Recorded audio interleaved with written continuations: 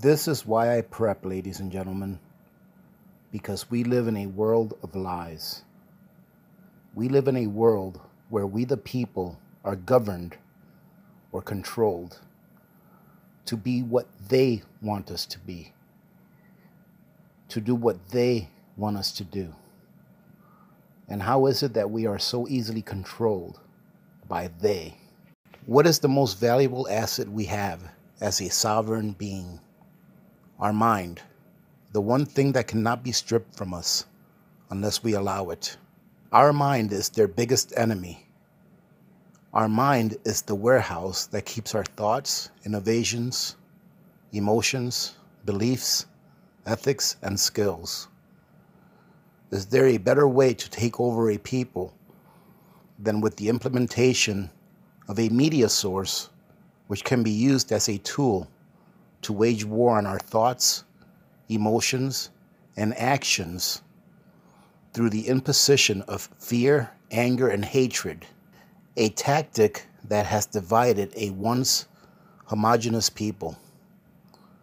There is a better way, or a way that is just as effective than media manipulation, that has worked hand in hand with the media to take over our minds.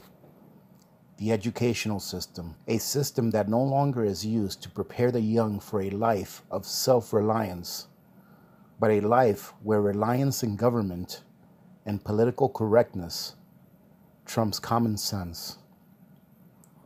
A system which teaches our young that to follow and not to lead is the right course of action, and a system which prepares our young to be workers and not innovators, where a child is taught that only after the bell rings can you leave the classroom, that only if you have a hall pass can you use the restroom, that teaches our young how to regurgitate information from a book, but not to implement new ideas on how to make those. Our minds have been taken over, and it's time we stand up and regain our mental freedom and start thinking for ourselves. I once heard someone say that money is the root of all evil. I disagree.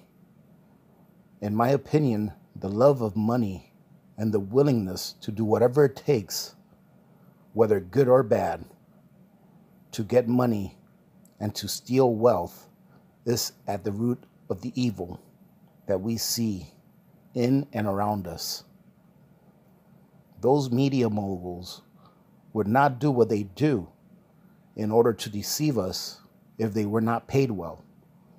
Those educators would not do what they do unless they needed their jobs in order to pay their mortgages, taxes, car payments, etc. If they themselves were not created within the same system in which they now participate in.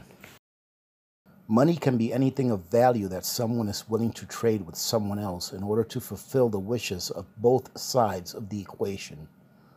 So money is a good thing. However, when the creation of money through means other than labor, the road to damnation has begun. A road that our world has been on for quite some time. It's a mechanism of control that is slowly pushed on a people in order to do but one thing, and that is to control them absolutely. The creation of money that was not earned through labor is the theft of your past, present, and future labor, and a way to keep you poor and reliant on a system that steals from the many in order to feed the few that sit at the top and who ironically don't need the money but salivate at the thought of domination. Ask yourself, why is the subject of money not taught in schools? Why are we not allowed to know what money is? It's because they don't want us to know. Because as Henry Ford once said, quote, It is well enough that the people of the nation do not understand our banking system and monetary system, for if it did, I believe there will be a revolution before tomorrow morning." End quote. The borrower is slave to the lender. Ask yourself, what institutions own all of the debt in the world? Central banks. In a world that sends people to space and explores the universe through technologies that we could only have dreamed of 100 years ago, we have a medical system that relies more on treating and not healing. Why? Because of money. Why heal an illness when you can treat it for years and profit on the back of those who can afford the treatment the least? Medical services should not be free because it is a service and not a right, like your right to be. However, it should be a service that is provided beyond the reach of those that want to keep us reaching for that first rung of the ladder, the rung that secures for us the basic needs of life. Medicine, out of the hands of those who control it now, would be much more efficient in the healing process than it is in the treatment process. Why is it that different countries charge differing amounts for the same medication that was produced in the same facility? It is because we must pay for our enslavement. It's not cheap to enslave a nation and at the same time make them feel as if they are free. As Johann Wolfgang once said, quote, "None are more hopelessly enslaved than those who falsely believe they are free." Put a grasp on all of the control mechanisms that we are bombarded with on a daily basis, and you will understand how it is that we are slowly but surely going into an abyss from which there will be no return for many generations.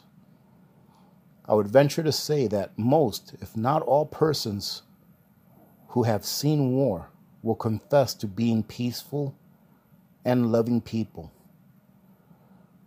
because the witness of destruction and death, especially that of your brothers, will help to enlighten a person to the fact that life is beautiful, and it is our own actions or inactions that bring forth the suffering that we see and or experience today.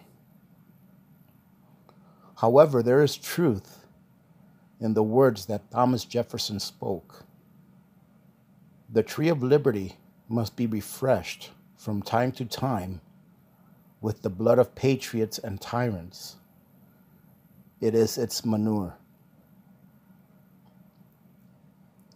As the redcoats in the 18th century incrementally stripped away the rights of the colonists, so does our government. As the King of England was incrementally stripping away their wealth through taxation, so does our government. This is my biggest fear.